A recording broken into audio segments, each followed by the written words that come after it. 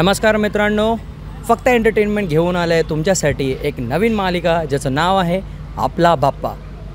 यामध्ये आपण विविध मंडळांना भेट देणार आहोत आणि त्यांच्याशी चर्चा करणार आहोत। तर चला पाहूया। नमस्कार, आपण आता आहोत लिबेरनगरमध्ये, नालासोपारा पश्चिम, आणि आपल्यासोबत उन्मेष जी आहेत। नमस्कार। तर उन्मेष जी आणि सर्व तरुण यांचं स्वागत आहे। काय सांगाल आपल्या मंडळाबद्दल, आपल्या मंडळाचं नाव आणि जो आपला इतक्या वर्षाचा प्रवास राहिलेला आहे त्याच्याबद्दल? सर्वांना गणेशोत्सवाच्या हार्दिक शुभेच्छा। प्रथम आपलं हे नवस्वराज्य मित्रमंडळ हे गेल्या 16 वर्षापासून कार्यरत आहे। 2009 साली आपल्या मंडळाची स्थापना झाली।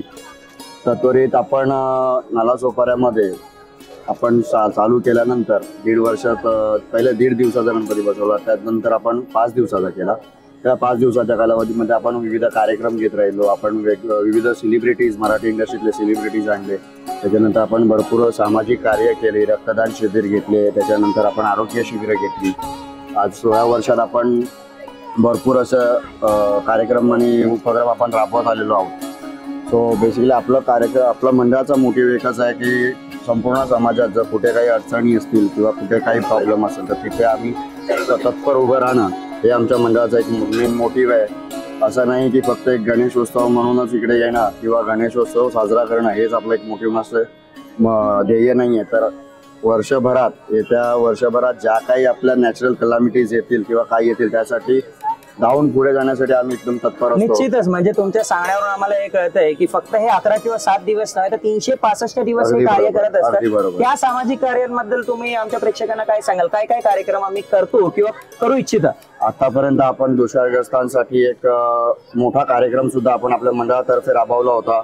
जेव्हा कोल्हापूरचा जो मोठा एक अपघात झाला होता आपल्या पूर्ण महाराष्ट्रावर, तेव्हा नाना पाटेकर आणि मकरंद अनासपुरे यांनी जी ट्रस्ट चालू केली होती, आपण कसं नाव, नाम फाउंडेशन, या नाम फाउंडेशनला आपण एक निधी गोळा करून देण्यासाठी एक मोठा भव्य एक अंध कलाकारांचा आपण नालासोपाऱ्यामध्ये सुरपारत ग्राउंडवरती एक मोठा कार्यक्रम आपण आयोजित केला होता। त्या अंतर्गत आपण जे काही आले त्यांना आपण एक चांगला निधी आपण त्यांना दिलेला आहे। निश्चित त्या कार्यक्रमाचा हा सर्वात मोठा कार्यक्रम आपल्या मंडळाचा होता। एक गोष्ट अशी इथे आवर्जून लक्षात येते की आम्ही पाहतोय की सर्व तरुण मंडळी आहेत। तर असं आहे का हा मंडळामध्ये तरुणच जास्त आहेत की सर्व विविध गटातले वयोगटातले लोक आहेत आणि कामावरती आहेत म्हणून आता इथे दिसत नाही? नाही, बरोबर आहे। कसं आहे, आता गणेशोत्सव म्हटल्यानंतर प्रत्येक जण हा आपापल्या गावी जातो, बरोबर, प्रत्येकाला गावी। तर आता वयोगटातल्या वयाप्रमाणे आपण गेलो तर आता हे जे आपलं यंग जनरेशन आहे हे सध्या प्रत्येक जण या बाप्पाच्या इथे सेवा करण्यासाठी ते थांबलेले आहेत। बाकी जे आपले वयस्कर माणसं आहेत, अबाव 60, अबाव 50, हे लोक सगळे गावी गेलेले आहेत। निश्चित, बाकी ही लहान मुलं आणि आम्ही हे सगळे इथे जाऊन सध्या, कारण की आपल्याला बाप्पाची सेवा करायची, सगळेच गावी जाऊन चालतो। आणि आम्ही असं ऐकून आहोत की इथलं डेकोरेशन, ह्याचा जे आपण बोलतो इंग्लिशचा शब्द बॅकबोन, हे तुम्ही आहात। तर मला असं जाणून घ्यायचंय की हा जो डेकोरेशन आपल्याला पाठी दिसत आहे याच्याबद्दल तुम्ही काय म्हणता आणि कसं काय सुरुवात झाली आणि कसं काय इथपर्यंत आलंय? डेकोरेशन म्हणजे कसं आहे बघा, शेवटी प्रत्येकाची एक आवड असते की बाबा गणपती आल्यानंतर त्याला सजवायचंच आहे, नुसतंच ठेवून चालत नाही। सजवल्याने कसं आहे की बाबा हा एक आकर्षक दिसला पाहिजे, माझा गणपती आकर्षक दिसला पाहिजे, त्याकरता आपण सजवतो। तर तसंच आहे, आता हे माझे मित्र सुद्धा सोबत असतात माझ्या, त्याच्यासोबत आपण नवीन नवीन कल्पना आणून असं कुठल्या प्रकारचं प्लास्टिक किंवा कुठल्या प्रकारचा थर्माकोल न यूज करता आपण हे संपूर्ण डेकोरेशन उभं केलेलं आहे। एन्व्हायरमेंट फ्रेंडली हा जो मेसेज आहे तो सर्वांपर्यंत पोहोचला पाहिजे। माझी एकच विनंती आहे सर्वांना की प्लास्टिक, थर्माकोल याच्याने डेकोरेशन खूप रेखीव दिसतं, सगळं काही आहे, परंतु एक गणपतीचे हे 7 दिवस, 11 दिवस, 5 दिवस जे काही आपल्या घरात असतात, मंडळात असतात, ते जेव्हा जातात त्याच्यानंतर तो जो काही आपल्याकडे उरलेला थर्माकोल, प्लास्टिक जे काही असतं, जे रियूज किंवा रिसायकल होत नाही नीट प्रकारे, तर ते तुम्ही फेकता, ते डस्टबिन मध्ये किंवा निर्माल्य कलशात टाकता, त्याच्यानंतर ते पुन्हा हे रस्त्यावरतीच येतं आणि त्याच्यामुळे पर्यावरणाला खूप मोठा धोका आहे।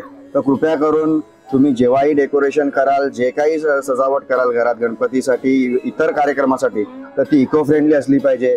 हे माझं सर्वांना एक कळकळीची विनंती आहे। निश्चितच, तर एक असं झालं की आम्ही सामाजिक मुद्द्यावरून सुरू केलं होतं, धार्मिक वरती पुन्हा एकदा सामाजिक खूप चांगली अशी चर्चा झालेली आपल्या बाप्पा या शो मध्ये। उन्मेषजी धन्यवाद, तुम्ही आम्हाला वेळ दिला आणि इतरांना देखील।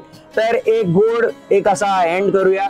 गणपती बाप्पा मोरया. मंगळमूर्ती. मोरया. या भंडाऱ्याबद्दल आपलं राहिलं हो, हे आपला पाठी दरवर्षी दाखवू शकता तुम्ही. दरवर्षी 16 वर्ष, पहिल्या वर्षीपासून 16 वर्ष आपण कार्यरत आहोत. दरवर्षी सत्यनारायणच्या पूजेला आपल्याकडे एक महाप्रसाद असतो आणि हा भंडारा आणि हा याच्यातलं भंडारा, हाच भंडारा आणि म्हणजेच आपण महाप्रसाद म्हणतो त्याला. पुन्हा एकदा एक सामाजिक कार्य. येस, म्हणजे सर्वांसाठी असतो. तर सामाजिक कार्य आणि सामाजिक मेसेज देणारा हा आपला गणेश मंडळ. जाता जाता गणपती बाप्पा मोरया. धन्यवाद.